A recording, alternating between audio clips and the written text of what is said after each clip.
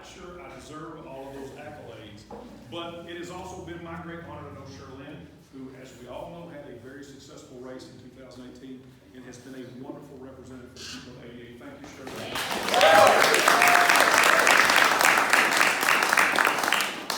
And thank you all for coming out here today to listen to me. As I have said a few times before, I never imagined I would find myself in the situation where I would be running for the United States Congress. And every time I speak to a crowd of people, I feel humbled that there are folks who would want to come out and listen to me speak and who care enough about not just our politics, but about the vision that I have for our politics, that they come out and listen to me speak sometimes more than once, and that they become supporters of my campaign. I'll tell you a little bit about myself. I grew up on a farm out in Fleming County, Kentucky. I graduated from high school out there as a football player, went to Georgetown College to play football, but I was better at football than I was at college. So I dropped out of Georgetown, I joined the Marine Corps. I spent 4 years on active duty in the United States Marine Corps, deployed twice with the 24th U.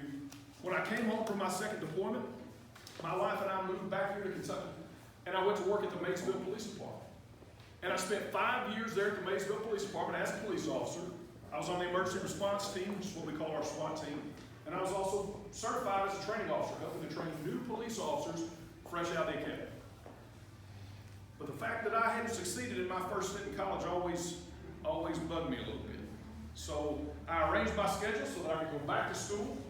And I, for 3 years, worked full-time at the police department and went full-time to Warhead State University, an hour and 45 minutes away from where I live. And it was tough, but I did it. And I did it so I could tell my kids it was possible and we could do it. And we could do it, we could make something of ourselves, and we could move forward. When I graduated from Warhead State, I looked around and decided I wanted to do something different. So I came here to Lexington with my wife and kids, went to the University of Kentucky and attended law school. Graduated from there, have worked in several firms, and now I'm privileged to have a wonderful law partner and my own law practice where I get to help people all the time. And so that's part of my story. But the reason I'm standing here in front of you all tonight is because I want to say to you, we don't have enough voices in Washington, D.C. with stories like mine.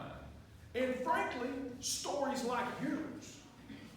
People who know what it's like to scratch to get by. People who know what it's like I do, to have your first home be a double-wide trailer out on 10 acres in western Fleming County. People who know what it's like I do, to have to try to figure out how you're going to make $10 or $15 so you can take your new wife out to a fast food dinner on the weekends. Because when I was in the United States Marine Corps, my monthly paychecks were about $900. And when I started working at the Maysville Police Department, I made $10.50 an hour. And I can tell you that that's a tough way to get by. I know it, because I live it.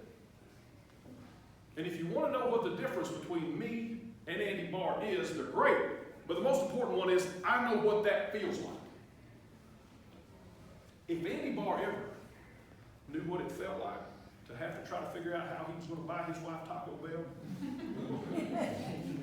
I'd be surprised in the first place, but if he ever knew what that felt like, he does not now. Too long in Washington, D.C. Too many corporate PAC donations. Too much climbing the personal power ladder. Too much being a politician. And there's the second distinction I want to draw between Andy Barr and me, is that I'm not running to be a politician. I'm not running this race to have a career in politics. I've had plenty of careers. I like the one I got now. I'm running this race so that I can be a representative. And folks, there is a big difference between a politician and a representative.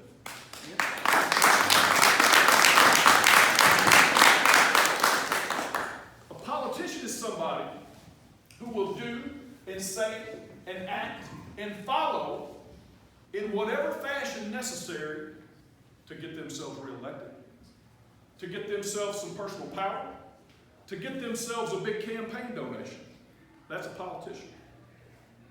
To be a representative, however, all you need to know is where you come from. All you need to know are the daily struggles that people who live in this district and districts like this face every day. And that's a big distinction you can draw between Andy Barr and I. I know Andy Barr doesn't know what it feels like to lose somebody to opioid epidemic. Because if he did, he wouldn't take hundreds of thousands of dollars from pharmaceutical manufacturers. I know Andy Barr doesn't know what it feels like to have a family member or a close friend be denied payment on medical treatment from a health insurer, because if he did, he wouldn't take all that money from health insurers. See, that's a big distinction. When you take that much corporate money, when you take millions of dollars in corporate campaign contributions, the only conclusion that can be drawn is that's who you're working with. The only thing that can be said about you is that you are 100% bought and paid for. And those folks that have bought and paid for Andy Barr and Mitch McConnell folks, they are getting what they paid for. They're getting what they paid for. But the folks of the 6th District, the folks here in Kentucky, are not getting what they need. It's because we have politicians who are looking for the big campaign check, who are looking for the personal power, who are looking for how it benefits them in their political career. But all we have to do is elect folks who want to be representatives. All we have to do is elect folks who know what it feels like to get a call from their mother saying, son, the hospital bill has been denied by my health insurance company, and what are we going to do? Some of this stuff's real personal to me, y'all. Y'all watch the video. The 2 aunts I lost to the opioid epidemic, they were success stories in my family. They lived in Nashville, Tennessee. They had great jobs. They had beautiful homes and families. Both of them got injured at work. Both of them got given opioids.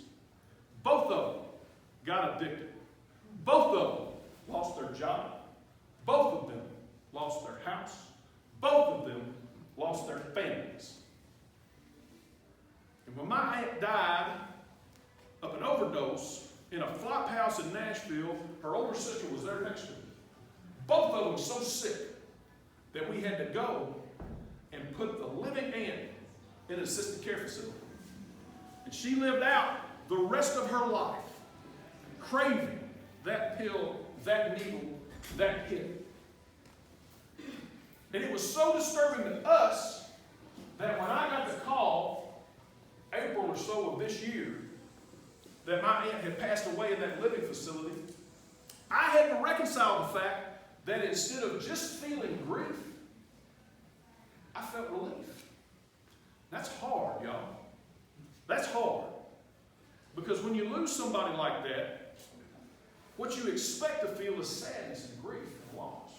And it's real tough to reconcile when you feel relief. Relief that they're not suffering anymore. Relief that they don't have that craving anymore.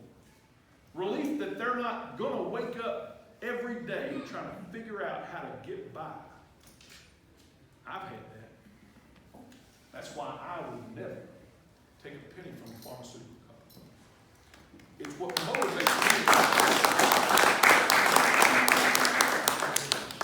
motivates me to get rid of folks like Andy Barr and Mitch McConnell, who have taken not pennies, not thousands, but hundreds of thousands of dollars from those companies. As we have watched the epidemic ravage our entire state. It's personal to me when I get that call I told you about from my mother, who says, son, they're not going to pay my hospital bill. What are we going to do? Because she ended up in the hospital after a dizzy spell. Called my dad because she couldn't get him off the floor. He had to come in off the tractor, get her up off the floor, take her to the emergency room in Fleming County. They kept her 2 or 3 days up there, wouldn't let her go home. They submitted that bill to the insurance company. What do y'all think that insurance company told them? No, not going to pay it. You were in for dizziness. You can't stay overnight for dizziness. So they appealed it. What do you think they told them on the appeal? No, not going to pay that. You were in there for dizziness. We don't pay those bills for dizziness. But because she was persistent, they kept after it. They did everything they knew how to do. Eventually, they paid the bill. And unfortunately, what I've just described for you is the best case scenario, right? That's as good as it gets. That's as good as it gets, is to have to fight and scratch given tens of thousands of dollars to pay your legitimate medical care. What happens to the folks that get that first denial letter and throw it in the trash and say, well, I guess that's it? Those folks go back to the doctor when they're not feeling right. You get a twinge in your chest, you're going to go chance ringing up $100,000 that you don't think your insurance company's going to pay for. No. And that's the worst case scenario. Those are the folks I'm talking about when I'm talking about folks being left behind. And I know Andy Barr doesn't know anything about that, or he wouldn't have taken all that money from the health insurance companies. And if he had any shame about him, he'd give it all back right now, because there is not a single person in the state of Kentucky, and certainly no one in the 6th District, that doesn't have a story just like that. We can put a stop to those stories. All we have to do is elect a representative instead of a politician. All we have to do is find somebody who says to those corporations, you have had plenty of opportunity to buy your politicians for long enough, and I'm not for sale. So I'm going to tell you all that we're going to inject a little fairness into this world. We're going to make sure that if you're a bad actor, like a pharmaceutical company who practices deceptive marketing and pours billions of pills into our community, and forces us to live with the reality of a generation of addicts, and more importantly, a generation of children growing up without mothers and fathers, you're going to be responsible for that. Someone who would go to a health insurance company and say, you have had your way long enough, and you are not going to be allowed to deny payment on valid medical care from a patient and a doctor anymore. You're going to pay what you're supposed to pay. You're going to do what you're supposed to do. We're going to make it fair. That's what I want. And I don't have to tell you what Andy's going to do, because he's been doing it long enough. I think that's the crucial thing to remember in this race, is that when I talk about where I'm from, you can be sure that I know those stories. And you can be confident that I am loud enough and big enough and hard enough to ignore that someone is going to listen to those stories over and over again. And that I will go to Congress, to Washington, D.C., and tell these folks who are so used to having their way, no more. No more. And if you're in the opposing party and you don't like me, that's just fine, because you can't get rid of me. You're going to have to listen to me. And if you're in my party and you're doing the wrong thing, then fine, you're going to have to listen to me too. And if you don't want to do the right thing, I'm going to come to your office and tell you, time to start doing the right thing. And if you won't do it then I'm going to get out on the floor of the House of Representatives and say, hey, time to do the right thing. And if that doesn't work, I'm going to go on all the news programs and I'm going to tell them all, I have told these folks to do the right thing, and they won't listen to me. So if you're a constituent, call these folks and tell them that somebody is standing up for you because their story is like yours. My story is much more like the story of the folks of the 6th District than Andy Barr's story. The struggles I've had, the failures I've had, the successes I've had are much more like the stories of the regular folks who live here in the 6th District. And because I have those stories, and because I hear those stories when I'm out and about, folks can rest assured that I will carry not just mine, but yours. And I'll go to Washington, D.C., and I'll tell them. And I'll tell them loudly. And I'll make sure nobody ever forgets it. Because there's too much forgetting going on in Washington, D.C. To the extent any of these folks ever knew what this felt like, they don't anymore. And we know that for a fact about Andy Barr. But we can do something about it. Not me by myself. And not even just all the folks in this room. But if we get together, folks, we know what a big group of folks getting together can do.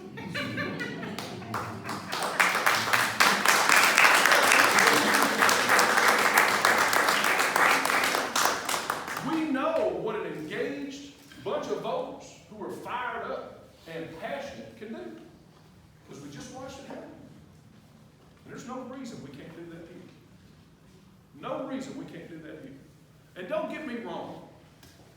I'm not just a guy who's still in politics. I have become successful.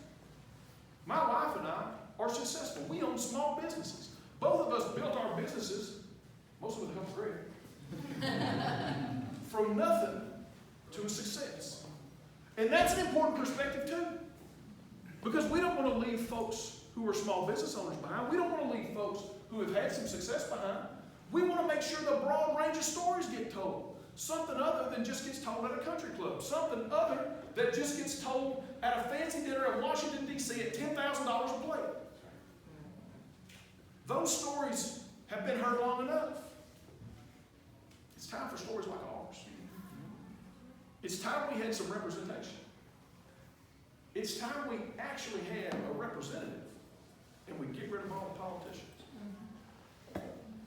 So I appreciate every one of you all coming out here tonight. It means a lot to me. It really does.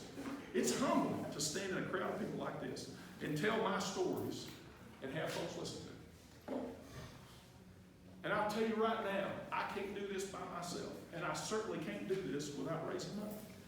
And I'm going to ask you right now, if you could write a check for $1,000, please do so. But if you cannot, if you got $1 in your wallet, that helps too. I get judged not only on how much money I raise, but how many folks I raise it from. So if you've got $1, your $1 means something to me. And with your support, the support of your friends, and the support of the folks you know, and the folks who will go out here and get engaged and who are looking for representatives instead of politicians, folks, in 2020, we're going to win this thing. And every one of you all will be able to trace it back to right now, when you sat in this room and listened to me tell you how we were going to do it.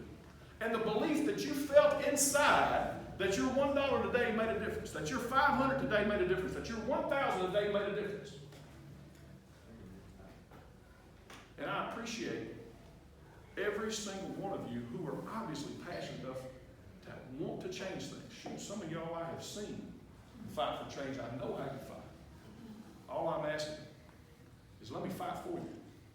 All I'm asking is let me shout for you. All I'm asking is let me grab folks by the shirt collar for you and tell them, your politicians are done, folks. Representatives are on their way. Because starting right now, starting right here, y'all, we can do this. Thank you so much.